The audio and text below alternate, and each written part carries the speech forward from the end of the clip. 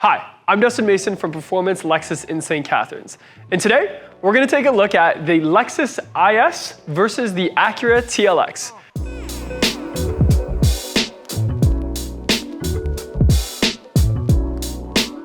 But before we get into that, please make sure you like and subscribe to see more Lexus and automotive content that we have coming down the pipeline.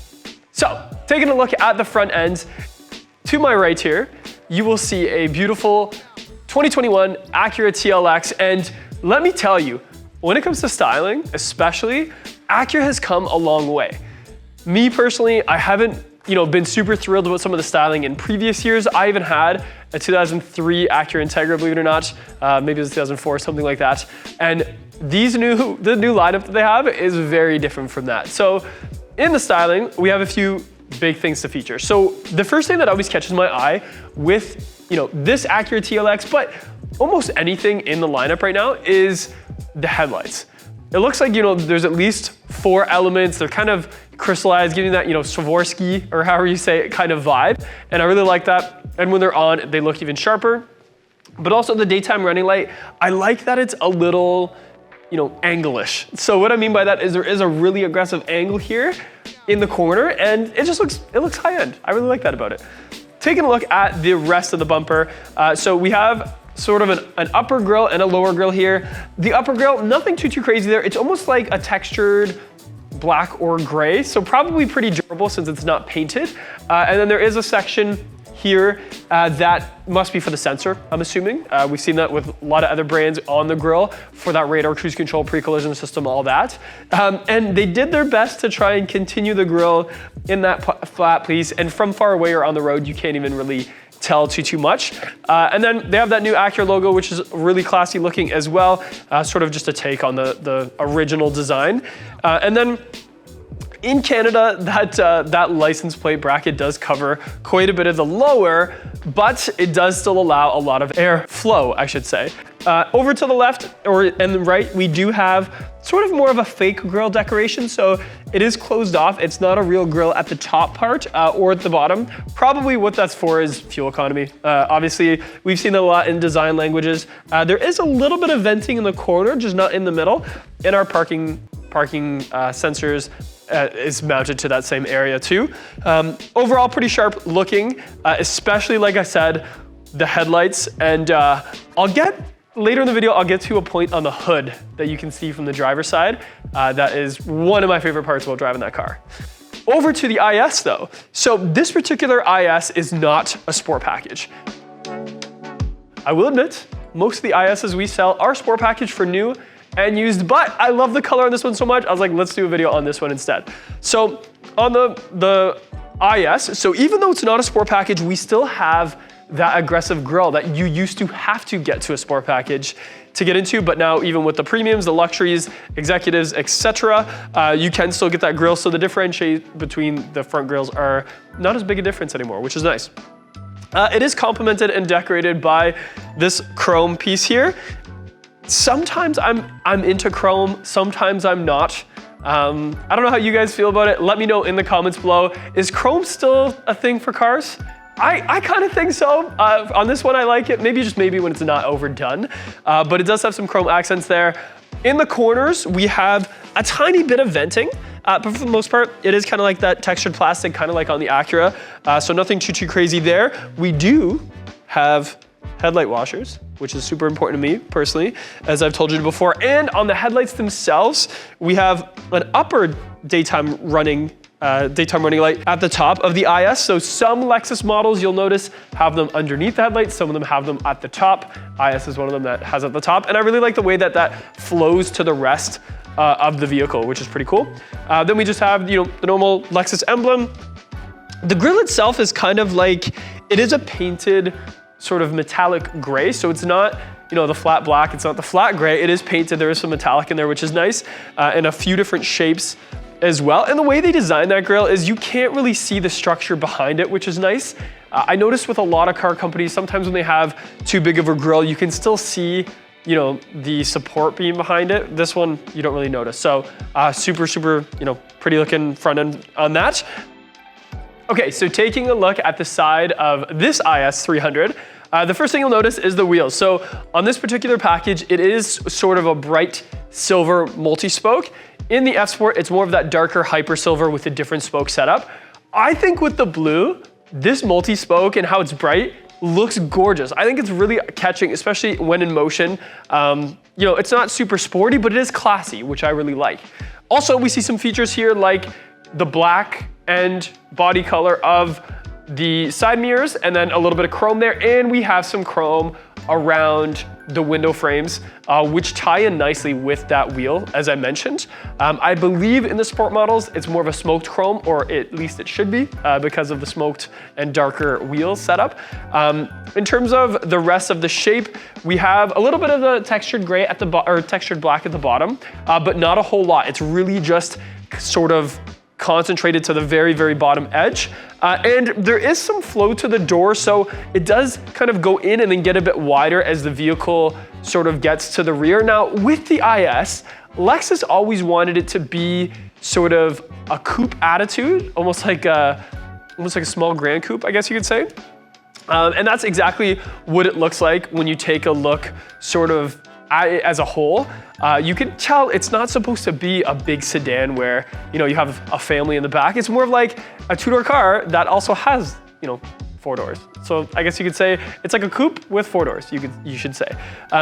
So that kind of flows to the back and comes quite quickly down. Now, you will notice on the back door, the windows and pillars kind of stop on the door, so that as you get to that back quarter panel, there isn't any windows, it's just right to the bodywork there. And you'll see there is a decent amount of curvature here too, which depending on the color, I notice with silvers, you notice it more than the darker colors. This blue, you can definitely see it when you get up to it, the width of that. And then when you look at the silhouette of the rear, it's almost like a shelf. Like it kind of slopes down on that rear windshield and then really shelves off and has an aggressive sort of drop off, I guess you could say, like a cliff. Now, over to the TLX. A little bit different vibe here, and some would even wonder, why are you comparing the two? Because you know, they're a little bit different size-wise, especially when you look at them from the side. So we do have more of a darker, this is the A-Spec, so we do have a darker sort of 5-spoke setup there. We do have the A-Spec badge, and then blacked out mirrors. It's more of the mirror that's blacked out, and just the base is actually body color. Flows, you know, quite nicely, but a little bit longer. We have, you know, some edging here that lines up perfectly to the door handles and flows to a little bit more aerodynamic back as well. But when you look at that rear door, there's something about it, I don't know what it is, but that whole section of the car reminds me more of a bigger sport coupe design. So something you would see in maybe, you know, a 6 Series BMW or an A6 or A7, something like that, where there still is a substantial door there, and the way that the shape goes is, I don't know, it's just very sporty, I guess you could say, which I love. You'll notice the way they've broken up the glass. So as that door ends, there still is glass over top of that rear quarter panel. We have that extra pillar here, and there's a nice little angle to that pillar as well, which is painted. At the bottom, we don't have any of that textured plastic, and the trim is sort of like a rubber. It's not chrome, it's not painted, so probably pretty durable, not sure. But just overall, the styling is really nice, and then it's more rounded body line, I've noticed, which looks pretty sharp, and then that sort of flows to the back, and that rear windshield, it's not super long, I guess you could say. Like, it's not like a lift back. It more does just drop off kind of like a normal real glass, I guess you could say. Okay, so before we take a look at the back of the TLX, we have to turn on the taillights because that is always super important to me when looking at the rear of a vehicle, and they're pretty good.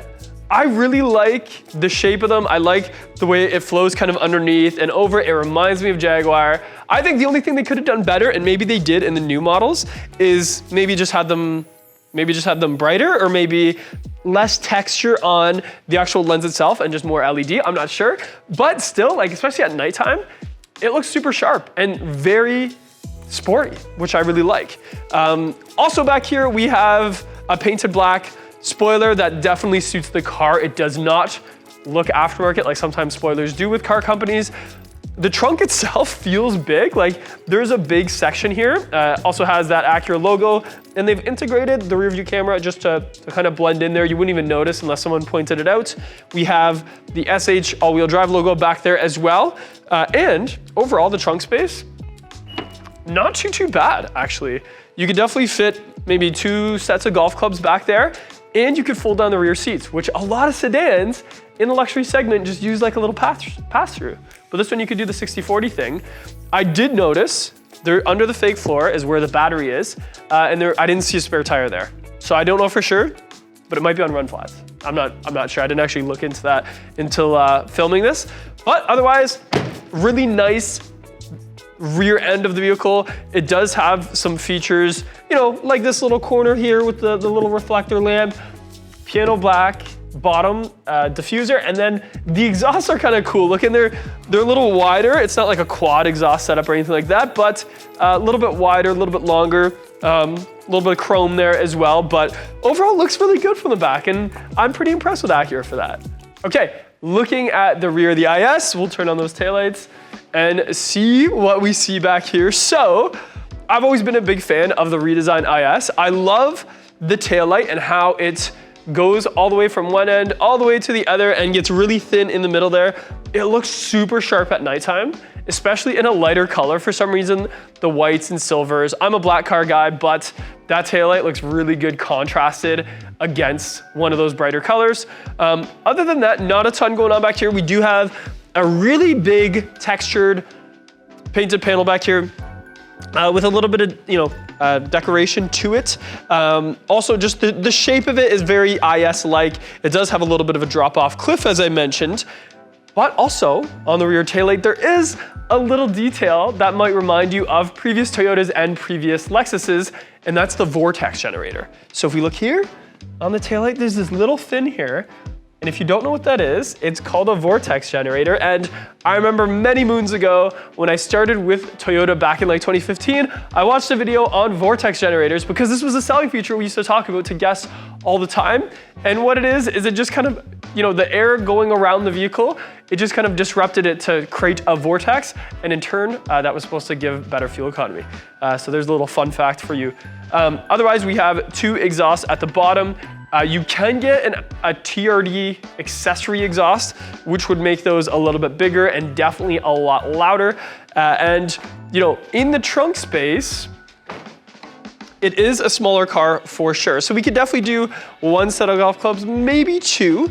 However, it's not that much deeper than that. So it might be a little bit tighter and, nothing too outrageous in terms of space for being such a small car, but it's definitely usable. It's a little more practical than if you did get like a true coupe, like an LC or something along those lines. Okay, so on the interior of the Lexus IS 300, the one we're sitting in right now is the luxury package. So it doesn't have any of the F-Sport accents, like the way the seats hug you and stuff like that. So I actually find the seats are quite comfortable. They're still a smaller vehicle seat for sure, but they're not a sport seat where it's a small seat and hugging you. So depending on the vibe you like, I do prefer the sport seats based on my own personal preference. But taking a look at the rest of the interior here, we do have a lot of dark grays and blacks. So a lot of the finishes do have, the piano black finish, which I like that. I think it is, classier looking. It looks more high-end than just having it a regular plastic. Even the bezels on the, window switch is like that as well. And in the center here, we have the not the most, up-to-date Lexus multimedia system. This one does still have remote touch and touchscreen. So both of them are integrated together. In the rest of the 2023 and 2024 models, we do have the new Lexus interface, which could be coming to the IS quite shortly, I'm told. So we have the choice, which is nice. You can be driving, use the mouse pad, or just touch the screen or use your steering wheel controls. So you do have a couple different options there. 2 regular cup holders, followed by our Sport, Normal, and Eco switch. Also, we do have a snow switch. And beside that is just traction control off with a brake hold switch below that. The shifter is that normal pattern that we've seen. You don't have to squeeze anything. In front of the shifter switch, we have our heated steering wheel, heated seats, and cooled seats. it may seem like a funny spot when you're sitting here in park because you can't see the steering wheel, but when it's in drive, you have full access to it and it's not too bad. Above that, however, when we look at the climate control panel, there's something on here that isn't in most of the Lexus lineup, and I love it so much. It's how to actually change the temperature. Instead of being a knob, it's this little slider. And it's both on the passenger side and the driver's side. And you know, I find it accurate where you can dial in to be, 21 degrees or 20 degrees, or you could do it quickly.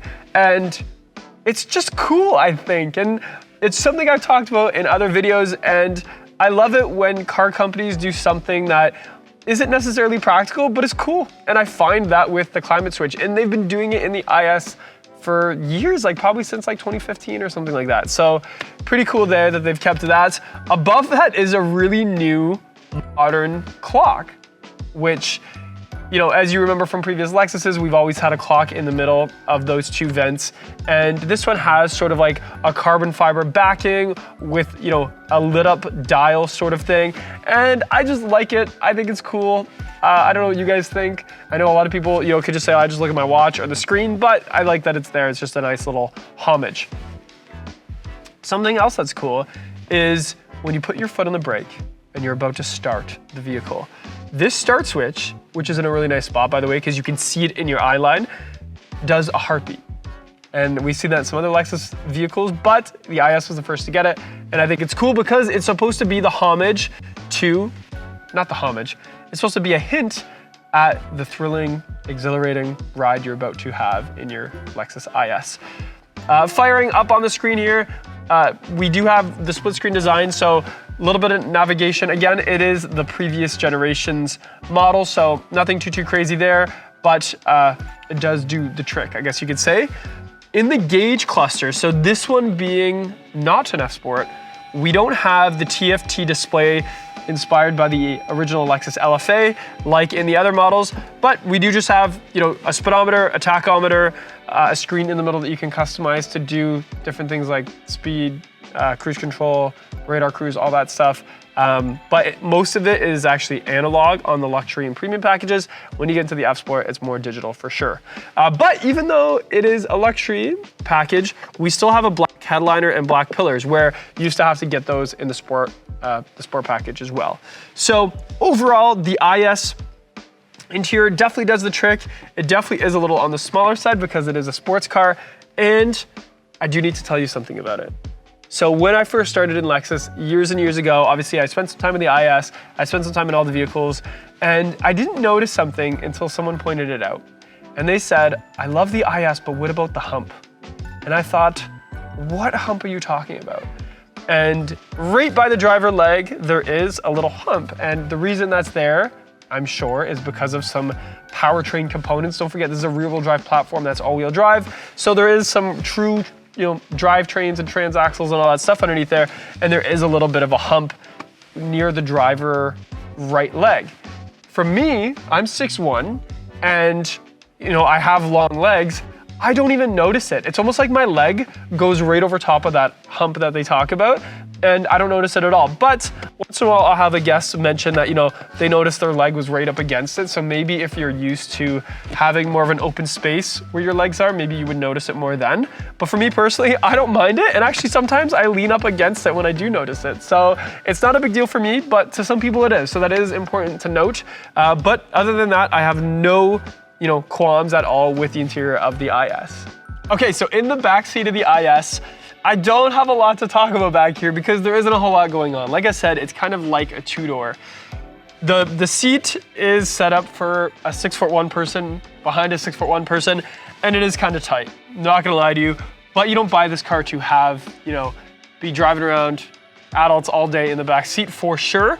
The impressive thing is even in the back seat, the bezels for the window control switches are still that nice piano black. We still have a little armrest that can come down with some cup holders that can fold out of here somehow. So there is still some amenities back here.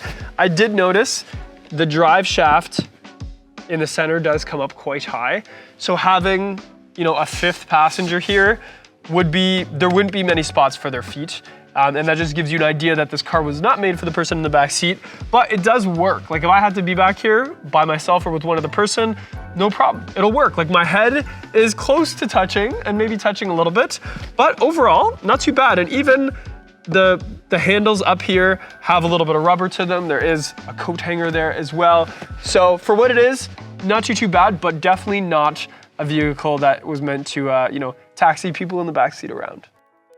Okay, so sitting in the TLX, there is a lot to go over here. And I'm not really trained on this car, so I'm sure I'm missing a lot of different features. So if I am, put in the comments below and let me know if there's anything that I missed. But first impressions, pretty good space. So really nice layout. There is a lot of different angles and, you know, surface areas and colors too. So we do have a little bit of chrome. We have a lot of gray, a lot of black, and a really nice red ambient lighting, which the fact that this car is red does also kind of suit well together. One of the first things I noticed when I got in for the first time was I could see where the 4-way button is.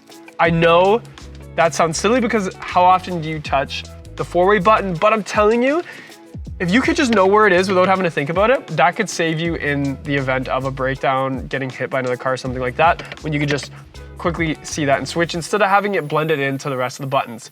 So that's pretty cool. I also noticed how big the center armrest is and that your phone, the charging system for your phone, the wireless charger, is right here. My massive Galaxy Note phone fits there quite nicely. We do have a big center space as well with some charging in there, a couple more cup holders. Now, the little touchpad that's here was tricky for me to get used to at first, but I did get used to it. So the trick with this one, from what I can tell, and I might be wrong, is when you gently touch it or swipe it, it'll change the pages that the multimedia is doing. But when you hold it, that's when you can actually select an icon. Now, the little area to the right controls the screen to the right. That's pretty self-explanatory. And we have, sort of on its own little island here, the volume knob. So I love that when cars still have a volume knob. And underneath that is the next and previous track thing. So I like the simple design of this for the multimedia system. It's easy to get to and easy to see, and that's pretty cool to me. Above that, we do have some piano black, and we do have the shifting setup here. This one was a little harder for me to get used to. In fact, the first time I went to drive it, someone was distracting me, and instead of putting it in park, I put it in drive. I think maybe I thought that was where the start was or something, but the drive is that big button there, and then we have reverse kind of tucked away and park above it. Probably pretty easy to get used to after driving it, you know, twice or something like that. Then we have this massive button for our dynamic driving modes. So same thing, eco, normal, and sport. We have some heated seats and some climate control above that. From what I can tell, there is no CD player, which obviously is not a big deal, but the materials in the cabin, for the most part, are a nice quality. So it seems to be soft touch with some stitching for most of it. We do have some textured sort of aluminum looking plastics as well, which again, feel pretty good. Acura did take a few shortcuts, but they're not the end of the world. One of them, which was an interesting one, is the door switch bezel. So where those window switches are, it is sort of like a cheaper textured plastic, but like I said, the rest of the interior is absolutely gorgeous. So it's not a big deal. You wouldn't even notice it if I didn't point it out. And the only reason I pointed it out is that the IS had that going for it, where it still had that nice piano black. But other than that, a few things on the steering wheel. We have, you know, everything from a true volume up and down. We have a couple wheels to do things. We have, you know, the cruise control, the heated steering wheel button is on there as well. Some paddle shifters behind the steering wheel. Some other safety buttons that, again, I haven't been able to go through in such great detail, but there is a lot going on here. And this particular one seems to be a pretty well-equipped one too. So I'm very impressed, Acura. I'm not gonna lie to you. You guys did a great job on the TLX. I haven't spent a lot of time with other, you know, Acuras around the insides of them especially, but this one seems to kind of hit all the necessities and do it in a sporty and classy way. Okay, so in the Acura TLX, as mentioned before, there is a styling feature that I absolutely love when driving it. Last night when I took this home, one of the things I noticed on the highway is when I have my hands on the wheel and I'm looking down the road, the way the hood angles up on the side, so like those visual lines, they look really nice in this car. It really gives me sort of a false perspective of how aggressive the front end of the styling is or how wide it is, but I really like the way it looks when you're in the driver's seat and you're looking down at the hood and you can see sort of those angular humps on the hood. Okay, so sitting in the back of the TLX, we do have some more room here than the little IS 300 back seat that I was just in. Again, 6 foot to 6 foot, I have some space here. I did notice the back of these seats are a little bit harder plastic, but I am quite comfortable. And that front, like the front dash seems like it's a mile away from me right now, which is kind of funny. But back here, you know, a little bit wider as well. I should mention, there is a really nice texture to the seats. It's a soft leather or synthetic leather, I'm not sure. And there is like a little suede insert too, which is quite nice. There is the drive shaft down the center, but it's not quite as tall as we saw on the IS. We do have some venting back here as well, and a decent sized armrest with some cup holders and a little other holder there as well. My head seems to have decent space. There might even be a speaker above my head because this one does have the 3D sound system. I'm not too sure if that's what that is, but I'm sure it is. And overall, pretty decent, so you could be back here for a longer period of time. It is more similar to that ES 350 that Lexus has for sure, even though the ES probably is a little bit bigger, but it's still not too bad. So you could have people back here all the time and be fine. Okay, so what about the powertrains? The TLX has 2 engine options from what I can see, a turbocharged 4-cylinder and a turbocharged V6. This particular one is the V6 that I drove last night. It's around 355 horsepower to a 10-speed transmission, and sometimes it felt like it really wanted to go. Not all the time, but definitely sometimes. The IS, on the other hand, has probably too many engine options to choose from.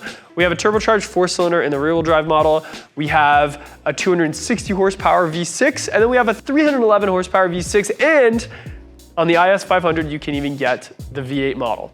So lots of different options there. This particular one is the IS 300, so that's that 260 horsepower powertrain. So which one would you guys choose? We have the TLX that, you know, is a little bit bigger, a little bit more back seat space, a little bit more cabin room, or the very athletic IS for those people who wanted a coupe, but should probably get a 4-door for those times that they need to drive people around. Either way, both are great cars in the sporty sedan segment of the luxury market. There still is buyers for it. There still are people buying sedans and coupes. It's not just all SUVs. So if you want to have some fun, both are a great choice. Thank you for watching, and please like and subscribe to watch other videos from us. We have lots of other comparisons coming up, and maybe even some real world demonstrations. I'm Dustin Mason at Performance Lexus in St. Catharines. Remember, we're part of the Performance Auto Group, and we are a real dealership. So if you like any of the stuff you see, come and see us. All right, guys, talk to you soon.